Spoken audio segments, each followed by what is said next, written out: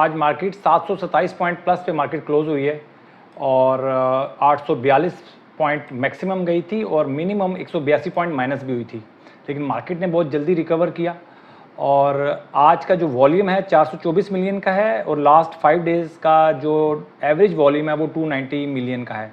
आज और कल का जो वॉल्यूम है तकरीबन मिलता जुलता है और आउटस्टैंडिंग परफॉर्मेंस दी है मार्केट ने। बहुत ज़्यादा मार्केट के बारे में मुझे नहीं लगता कि डिस्कस करने की ज़रूरत है। जो मोस्ट इम्पोर्टेंट फैक्टर है आज मैं वो डिस्कस करूँगा। इस वीडियो में मैं कोई चार्ट भी डिस्कस नहीं करूँगा और सबसे पहले हम कैटेगरी ए और ए प्लस में जाते हैं।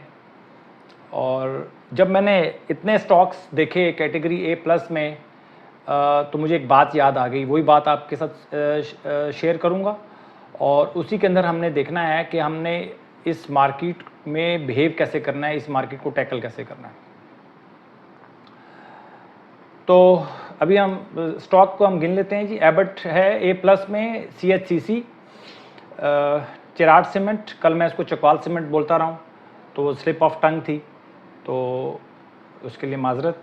हबीब bank, Kohat cement, pioneer cement, maple leaf cement, NCL, NetSol, Attock refinery, CPHL, INIL, PSX, bank Al Habib, DG Khan cement, कैल, सर्ल और सिस्टम।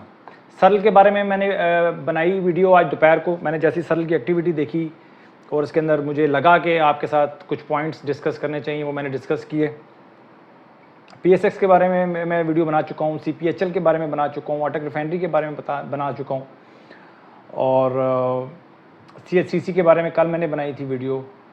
और अभी नेटसोल में काम स्टार्ट हुआ है 1-2 दिनों से, ठीक है जी। वो तो आपने इनके चार्ट्स देखने हैं और इसके बाद ये हमारे पास कैटेगरी ए में स्टॉक आ गए हैं, ठीक हो गया।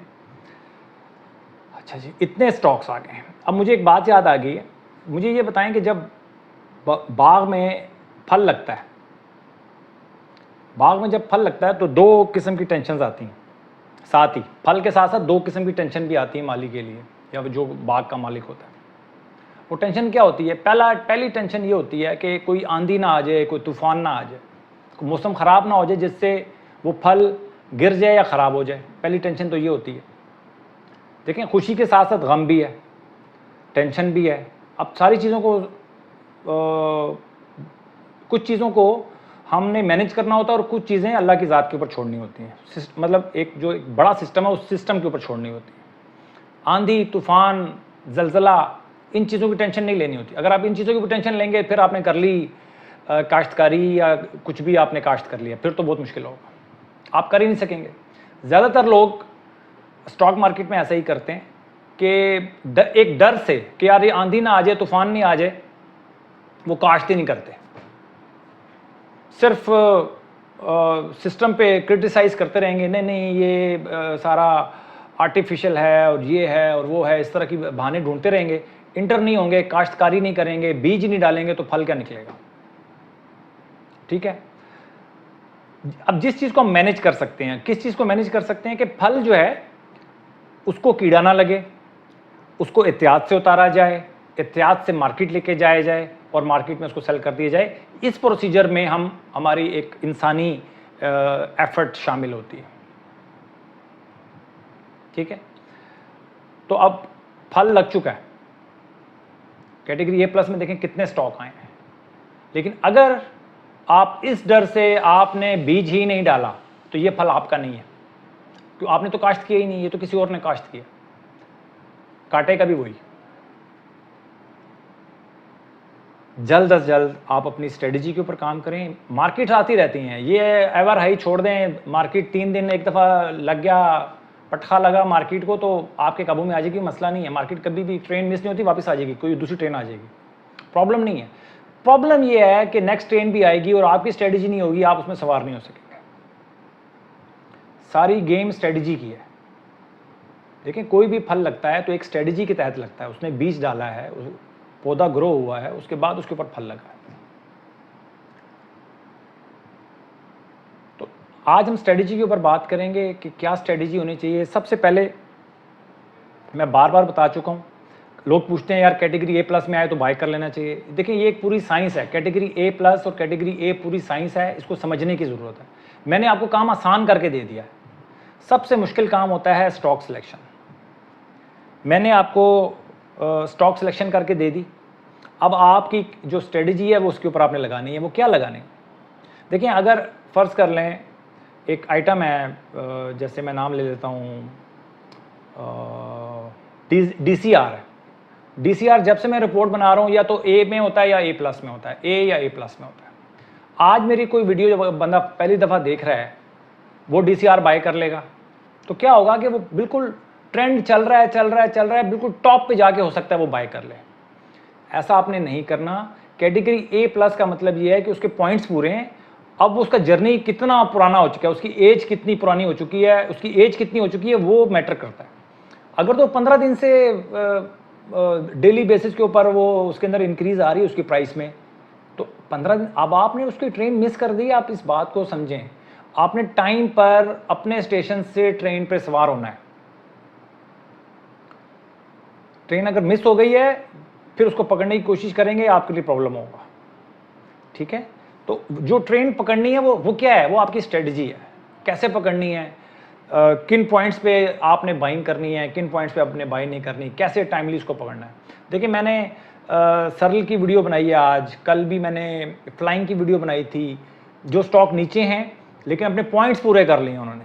मैंने बहुत सी वीडियोस लास्ट 3-4 दिनों में मैंने बनाई हैं, बहुत सारे ऐसे स्टॉक्स बनाई हैं जिनके पॉइंट्स पूरे हैं लेकिन उनका अभी जर्नी स्टार्ट नहीं हुआ। बहुत सारे मैंने स्टॉक्स हैं जिनकी वीडियो बनाई, वो वीडियोस जाके देखें, मेरी हर वीडियो जाके देखें जिसमें मैंने चार्ट्स को डिस्कस किया है। स्टॉक को भूल जाएंगे मैंने किस स्टॉक को दिया, मैंने सिर्फ देखें कि मैंने किस स्ट्रेटजी के तहत क्या बात कर रहा हूँ, क्या पॉइंट्स कर रहा हूँ, वो पॉइंट्स आपने नोट करने हैं। कैटेगरी, अच्छा दूसरी सबसे मेन इंपॉर्टेंट बात एक जो मैं करना चाह रहा था वो ये है, वो भूल जाता हूँ मैं, लिखना भूल जाता हूँ कि यार मैं पॉइंट टू पॉइंट बात किया करूँ, बट कोशिश करूँगा कि इसके ऊपर मैं अमल कर सकूँ। सबसे बड़ा मसला वो है कि आप अपने स्टॉक को सिलेक्शन नहीं कर रहे कि भाई कितने स्टॉक्स में आपने काम करना है। जब वो ए प्लस में जाएंगे, डेली चार्ट देखेंगे, 25, 30, 35, 40 स्टॉक्स में, मेरे हिसाब से 40 स्टॉक्स आप मैनेज कर सकते हैं बड़ी तसल्ली के साथ। 40 स्टॉक्स, उसमें से जब भी कोई ए प्लस में जाएगा आपको पहले से पता होगा कि यार इसका ट्रेंड, ये अब ट्रेन मिस हो चुकी है या ये ट्रेन अभी खड़ी हुई है या इसका ट्रेंड अभी स्टार्ट होने वाला है। मतलब आप उसमें शामिल हो गए हैं, नहीं शामिल हो गए, वो सारी बातें आपको ऑटोमेटिकली पता चल जाएंगी। लेकिन आप पहले स्टॉक सिलेक्शन करें। 40 स्टॉक्स, 30 स्टॉक्स अपने सेलेक्ट कर लें। उनमें से जो स्टॉक ए प्लस में जाएगा, 30 स्टॉक्स आप डेली उनका चार्ट्स देख रहे होंगे। जैसे मैं आपको बोलूँगा ए प्लस में आ गया है, आप जाके चार्ट देखेंगे, अपने पॉइंट्स पूरे करेंगे, और अगर आपको लगेगा हाँ मुझे यहाँ पर इंटर होना चाहिए, आप इंटर होंगे। टाइमली इंटर होना है, मकसद सिर्फ इसके अंदर टाइमली इंटर होने का है। ट्रेन मिस हो गई, आप लेट हो गए, मैं तो डेली बेसिस पे, अब 1.5 महीना अगर कैटेगरी ए प्लस में होगा, मैं तो 1.5 महीना दिखाऊंगा ये कैटेगरी ए प्लस में। कभी वो ए प्लस में जाएगा, कभी ए में जाएगा, लेकिन उसका ट्रेंड हो सकता है कि ओवर हो चुका हो, लेकिन अपने मोमेंटम पे चल रहा है वो। तो ये बात आपने ध्यान में रखनी है।